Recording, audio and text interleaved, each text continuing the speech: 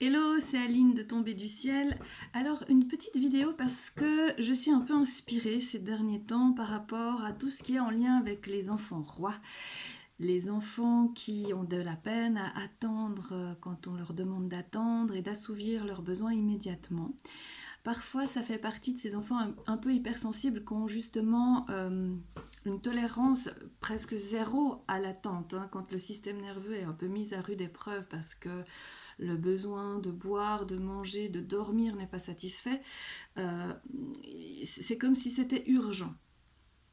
Alors comme je le dis, c'est effectivement important de répondre aux besoins en lien avec le développement, c'est-à-dire qu'on ne va pas laisser un bébé une demi-heure s'il a faim. Simplement, plus les enfants grandissent, plus c'est important de leur apprendre la capacité à attendre, à être juste OK avec ce qui se passe là maintenant. C'est à la fois en lien avec le développement, puis c'est à la fois en lien avec quelque chose de plus, j'avais envie de dire plus élevé, un peu plus que le développement, mais une éducation et, et des valeurs qui sont de je me satisfais de ce que j'ai ici et maintenant. Alors ça demande bien sûr une grande maturité affective, une grande maturité du cerveau, et c'est important d'aller au rythme de l'enfant.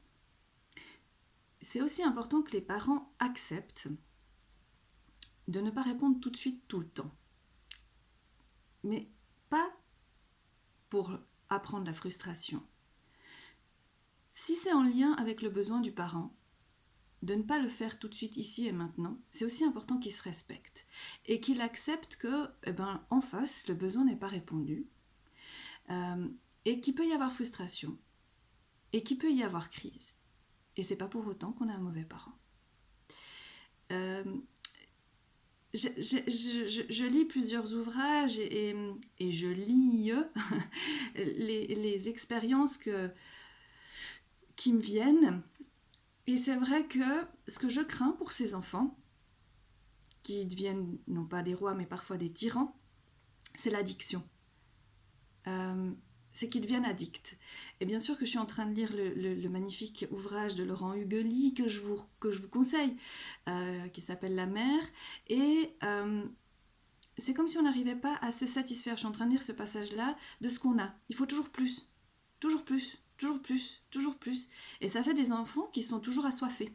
Hein, on pourrait leur donner 5 litres d'eau, c'est comme s'ils avaient des trous, c'est comme si c'était des paniers percés.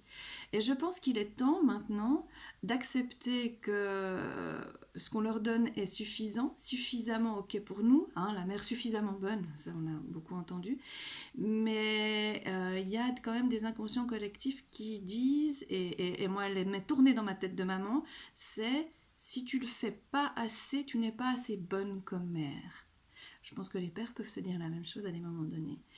Tu ne fais pas assez, tu te permets de ne pas faire assez, ou de faire suffisamment, on va dire, mais c'est pas assez. Voilà, c'est plutôt dans ce sens-là. Et, et tu es une mauvaise mère. Je fais des raccourcis. Non, je me respecte. Aujourd'hui, je fais rien. Aujourd'hui, je fais moins. Et qu'est-ce que c'est bon? Enfin voilà, je pense que c'est important de tourner ça dans ce sens-là. Voilà ma petite réflexion du jour. Si vous avez envie de la partager, partagez-la. Si vous avez envie de la commenter, commentez-la. À tout bientôt. Salut, bye.